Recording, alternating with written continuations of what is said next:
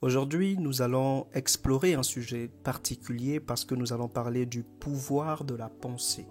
Oui, le pouvoir de la pensée. Pourquoi nous nous intéressons à cette thématique? Parce que cette thématique, elle a une connotation psychologique, philosophique, mais également spirituelle. Et vous comprendrez à la fin de cet épisode pourquoi vous devez travailler pour maîtriser vos pensées et pourquoi surtout vous devez exercer sur vos pensées ce contrôle qui doit être quasi absolu, mais pourquoi vous ne devez pas non plus laisser n'importe quelle pensée vous envahir. Ce sujet, chers amis, nous vous demandons de l'écouter avec beaucoup d'attention et nous vous demandons de le partager à un de vos proches ou du moins à quelqu'un que vous chérissez. Alors la pensée, qu'est-ce que c'est concrètement?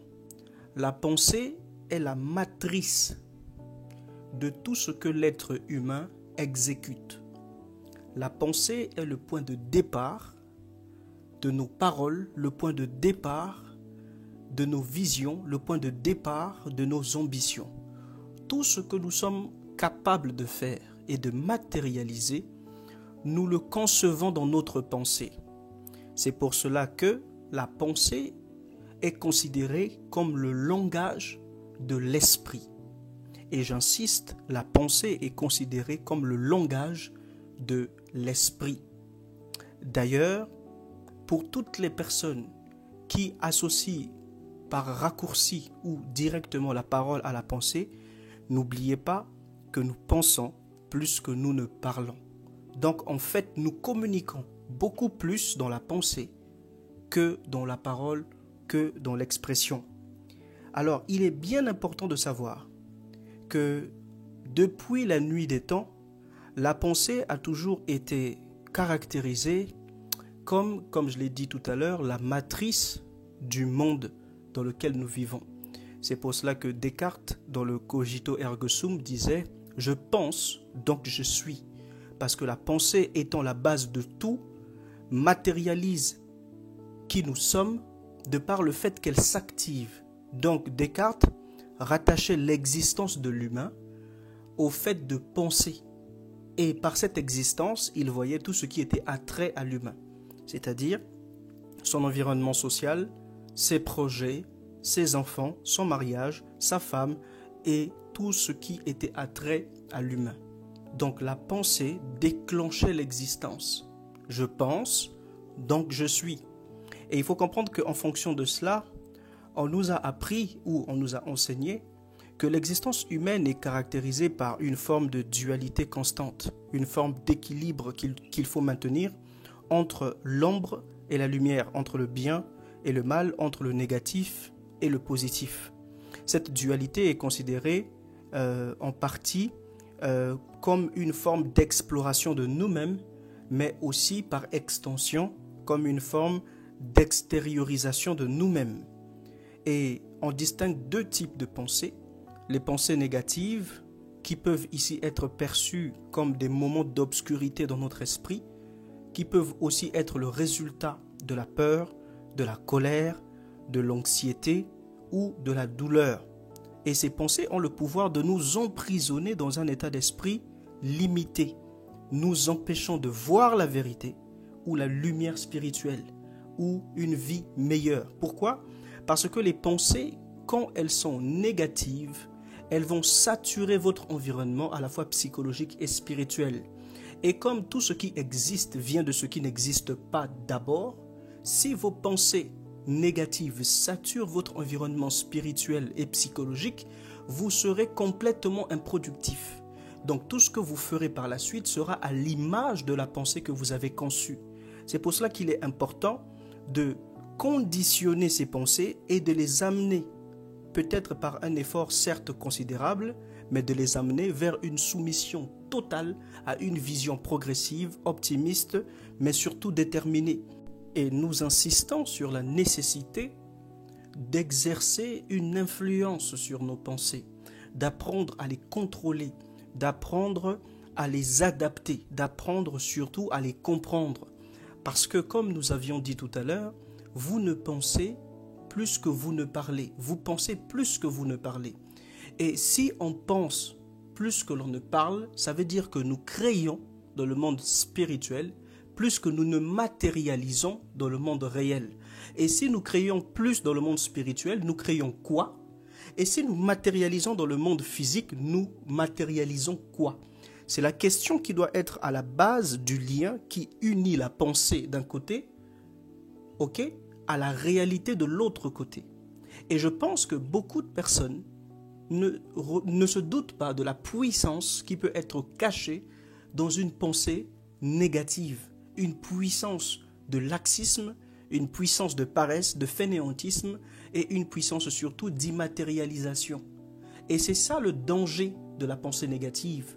Or, si par processus inverse, vous commencez à cultiver la pensée positive, vous devez comprendre maintenant que la pensée positive va maintenant agir comme une lueur, comme une lumière. Si la pensée négative est une part d'obscurité dans votre esprit, alors la pensée positive est la lumière qui vient chasser cette obscurité. Et il faut savoir que les pensées positives vont émerger souvent lorsque nous avons surmonté nos peurs, nous avons appris des leçons, nous avons ouvert notre cœur à la compassion, nous avons trouvé la paix intérieure ou nous avons augmenté notre niveau de compréhension spirituelle et donc influencé sur notre état d'esprit. Et il faut bien savoir que les pensées positives peuvent maintenant alors devenir une source d'inspiration, d'espoir et de guérison. D'inspiration pourquoi? Parce que la pensée positive vous apporte une réalité contraire à la pensée négative qui, elle, vous dit « stop, tu ne peux plus rien faire ». La pensée positive va vous frayer un chemin. Elle va influencer sur votre capacité à rebondir lorsque vous tombez, sur votre aptitude à traverser, à surmonter les échecs lorsque vous chutez. Et pour tout ce qui concerne votre vie, la pensée positive va agir comme un booster. Et c'est ce booster-là qui va générer de nouvelles perspectives, générer de nouveaux espoirs, générer de nouvelles visions, générer de nouveaux objectifs, générer une nouvelle manière de percevoir et de regarder les choses, et ce, avec beaucoup plus d'optimisme qu'avant. Donc, chers amis, une fois que ce tableau est établi, vous constaterez que généralement dans la vie, ce que vous pensez, c'est ce qui vous arrive. Ainsi, un homme que nous connaissons pratiquement tous, qui s'appelait Job, disait « Ce que je crains, c'est ce qui m'arrive ». Pourquoi il rattachait ce qui lui arrivait à ce qu'il craignait?